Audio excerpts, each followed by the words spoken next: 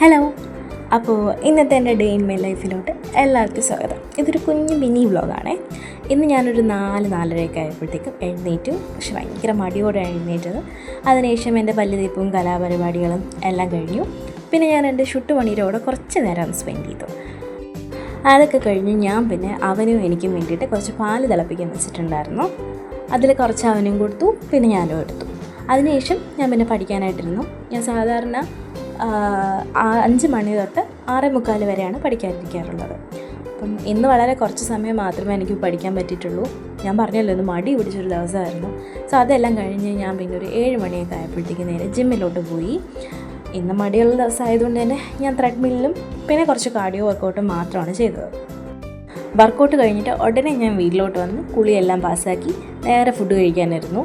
ഇന്ന് എൻ്റെ ഫേവറേറ്റ് ഫുഡാണ് ഇഡ്ഡലിയും സാമ്പാറും. അപ്പോൾ അതെല്ലാം കഴിഞ്ഞിട്ട് എൻ്റെ ഒരു ഫ്രണ്ട് വന്നിട്ടുണ്ടായിരുന്നു. അപ്പോൾ അവന് ഞാനും കൂടെ ഒരു ഡെസേർട്ട് ഉണ്ടാക്കുന്ന പരിപാടിയിലായിരുന്നു. എൻ്റെ അസിസ്റ്റൻ്റാണ് എല്ലാം ചെയ്യുന്നതെങ്കിലും ഞാനാണ് എല്ലാം പറഞ്ഞു കൊടുത്തത്. ഈ ഡെസേർട്ട് നിങ്ങൾക്ക് നല്ല പരിചയമുള്ള ഡെസേർട്ടായിരിക്കും, മാംഗോ സാക്കോ. സാധനം കൊള്ളാം കേട്ടോ, അടിപൊളി സാധനമാണ്. ഞാൻ ഫസ്റ്റ് ടൈമായിട്ട് ഉണ്ടാക്കുക, പക്ഷേ നല്ല ടേസ്റ്റ് ഉണ്ടായിരുന്നു, കൊള്ളാം, സക്സസ് ആയിരുന്നു. പിന്നെ അതൊക്കെ കഴിഞ്ഞ് ഒരു 10 മണി കഴിഞ്ഞതിന് ശേഷം എനിക്ക് സർട്ടിഫിക്കറ്റിൻ്റെ ആവശ്യത്തിനായിട്ട് തമിഴ്നാട് ബോർഡർ വരെ പോകേണ്ട ആവശ്യമുണ്ടായിരുന്നു. ഇവിടുന്ന് ഒരു 2.5 hour ടൈമേ ആവത്തുള്ളൂ അവിടെ വരെ പോകാനായിട്ട്.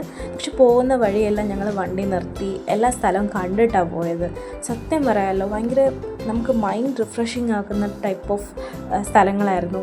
ഒരുപാട് സ്ഥലത്ത് ഞങ്ങൾ വണ്ടി നിർത്തി എല്ലാം ഇങ്ങനെ കണ്ടാണ് പോയിക്കൊണ്ടിരുന്നത്. എനിക്ക് ഭയങ്കര ഇഷ്ടമുള്ള സ്ഥലമാണ് ഈ തമിഴ്നാട് കേരള ബോർഡർ ഏരിയ എന്ന് പറയുന്നത്. ഒരുപാട് നല്ല നല്ല സ്ഥലങ്ങളുണ്ട്. നമുക്ക് മൈൻഡ് ഭയങ്കരമായിട്ട് റിഫ്രഷ് ആവും ഇതുവഴിയൊക്കെ പോകുമ്പോൾ.